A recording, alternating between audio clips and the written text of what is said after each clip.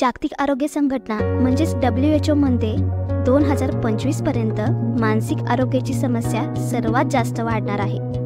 आजकाल anxiety, depression, मुलांचा चंचलपणा, स्मरणक्षमतेवरील परिणाम असे असंख्य प्रॉब्लेम वाढले आहेत। आपण स्वतःचा विचार, आत्मपरीक्षण अति जास्त प्रमाणामध्ये करतो। विचारांचा स्पीड हा सुसाट वाढलाय। आपल्याला वेळेच्या आधी सर्व मिळाले पाहिजे हा अट्टाहासी वाढलाय। मानसिक व भावनिक मजबूत बनणे ही एका रात्रीत होणारी गोष्ट नाही, ती एक निरंतर चालणारी गोष्ट आहे। आणि म्हणूनच आपण या व्हिडिओच्या माध्यमातून आपण मानसिकरित्या कशा पद्धतीने मजबूत राहू शकतो ते पाहणार आहोत। व्हिडिओ सुरू करण्यापूर्वी तुम्हाला जर माझे प्रयत्न आवडत असतील तर आपले हे चॅनल नक्की सबस्क्राईब करा, व्हिडिओला लाईक करा, शेअर करा। चला तर मग आजचा व्हिडिओ सुरू करूया। पॉइंट 1, तुमच्या विचारांवर लक्ष ठेवा। दिवसभरामध्ये आपल्या मनात हजारो विचार येतात आणि जातात, पण आपण जाणीवपूर्वक या विचारांवर कधीच लक्ष देत नाहीत। जेव्हा एखादा विचार मनात येतो तेव्हा आपण हा विचार करणे गरजेचे आहे का? आपण अतिविचार तर करत नाहीयेत ना?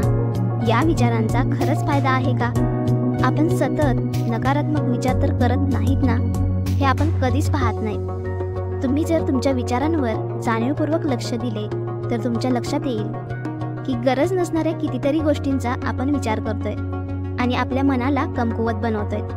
हे टाळायचे असेल तर मी स्वतः केलेला एक प्रयोग तुम्ही सुद्धा करू शकता। काही वर्षांपूर्वी मी सतत नकारात्मक विचार करायचे, तेव्हा मी जाणीवपूर्वक एक रबर बँड हातात घातले। जेव्हा कधी मी नकारात्मक विचार करायचे तेव्हा तो रबर बँड जोरात ओढून सोडून द्यायचे। त्या रबर बँडचा हातावर जोरात आघात व्हायचा व मला प्रचंड वेदना व्हायच्या। या वेदनांमुळे त्या नकारात्मक विचारांकडे आपोआपच माझे दुर्लक्ष व्हायचे। काही काळानंतर जेव्हा कधी मनात नकारात्मक विचार यायचे तेव्हा आपोआपच लक्ष हे हातातल्या रबर बँडकडे जायचे व तो विचार नकळतपणे मनातून दूर जायचा। ही रबर बँड मेथड तुम्हीही एकदा वापरून पहा व तुमचा अनुभव मला कमेंट करून नक्की सांगा। पॉइंट 2, तुमच्या इमोशन्स स्वीकारा।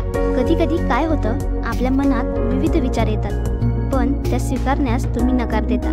उदाहरणार्थ, कधी तुम्ही दुःखी असता, कधी एखाद्याच्या प्रगतीवर जळता, तर कधी स्वतःबद्दल वाईट वाटत असतं, पण आपण ते स्वीकारत नाही। आणि हीच तुमचे इमोशन्स न स्वीकारण्याची सवय हळूहळू तुम्हाला मानसिक कमजोर बनवते। त्यामुळे तुमचे जे काही इमोशन्स असतील ते स्वीकारा। चांगले असतील तर स्वीकार करा, वाईट असतील तर त्यांना दूर ठेवा। पॉइंट 3, भावनांना रेग्युलेट करायला शिका। तुमच्या भावना म्हणजेच इमोशन तुम्हाला मॅनेज व रेग्युलेट करता येणे हा तुम्ही भावनिक व मानसिकदृष्ट्या मजबूत होण्याचा आणखी एक मार्ग आहे। आयुष्य आपल्याकडे काय फेकेल हे आपण नियंत्रित करू शकत नाही, परंतु आपण त्यावर रिॲक्शन कशी द्यावी हे मात्र आपल्या हातात आहे। जीवन म्हणजे 10% तुमच्यासोबत काय घडते आणि 90% तुम्ही त्यावर कशी प्रतिक्रिया देता यावर डिपेंड असते। MS धोनी सर्वात यशस्वी कर्णधार ठरला कारण तो त्याच्या भावनांवर नियंत्रण ठेवू शकत होता। मैदानात परिस्थिती अनुकूल असो अथवा प्रतिकूल, तो नेहमीच शांत असायचा आणि हेच भावनांवर नियंत्रण असणे हे त्याच्या यशामागचं प्रमुख कारण होतं। पॉइंट 4, नकारात्मक विचारांची साखळी तोडा। नकारात्मक विचारांची साखळी तोडणं, त्यांना प्रश्न विचारून त्यांच्यातील हवा काढून घेणं ही सवय स्वतःला लावून घेणे आवश्यक आहे। परिस्थितीचा नकारात्मक विचार करण्याची सवय बदलण्यासाठी नकारात्मक विचारांच्या साखळींचे छोटे छोटे तुकडे करावेत। या प्रत्येक तुकड्याला प्रश्न विचारावा। उदाहरणार्थ, कोरोनामुळे आपल्यापासून दूर गावी राहणाऱ्या आई वडिलांचा विचार करताना आता त्यांचं कसं होणार, आपल्या फॅमिलीचं काही खरं नाही असं नकारात्मक विचार करण्यापेक्षा आपण रोज त्यांच्या संपर्कात कसे राहू शकतो, त्यांना काळजी घेण्यासंबंधी कोणते मार्गदर्शन करू शकतो, जवळ कोणकोणती हॉस्पिटल्स आहेत, तज्ज्ञ लोक कोविडविषयी काय सांगत आहेत, असे प्रश्न नकारात्मक विचारांना विचारले तर वास्तव उत्तरे नक्कीच मिळतील। विविध पर्याय लक्षात येतात। यामुळेच नकारात्मक विचारांची साखळी तोडणे आवश्यक आहे। पॉइंट 5, तुमची मानसिक ऊर्जा हुशारीने खर्च करा। ज्या गोष्टींवर आपण नियंत्रण ठेवू शकत नाही त्याबद्दल अतिविचार करून आपण आपल्या मेंदूची शक्ती वाया लावतो। यामुळे आपली मानसिक ऊर्जा लवकर संपुष्टात येते। आपण सोडवू शकत नसलेल्या नकारात्मक समस्यांबद्दल जितका जास्त विचार करू तेवढीच आपण आपल्याकडे असलेली मानसिक ऊर्जा वाया लावत आहोत. उदाहरणार्थ, समजा तुम्हाला समजले की एक मोठे वादळ तुमच्याकडे येत आहे.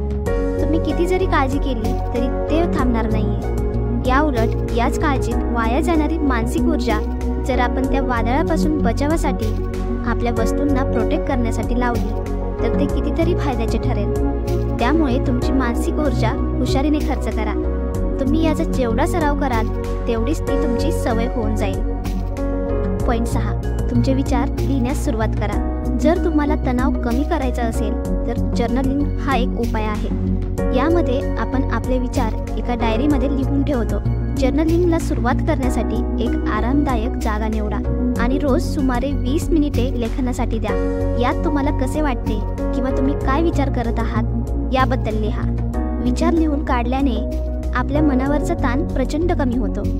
मला आशा आहे की तुम्हाला आजचा व्हिडिओ नक्कीच आवडला असेल आणि तुम्ही यातून नक्कीच नवीन काहीतरी शिकला असाल.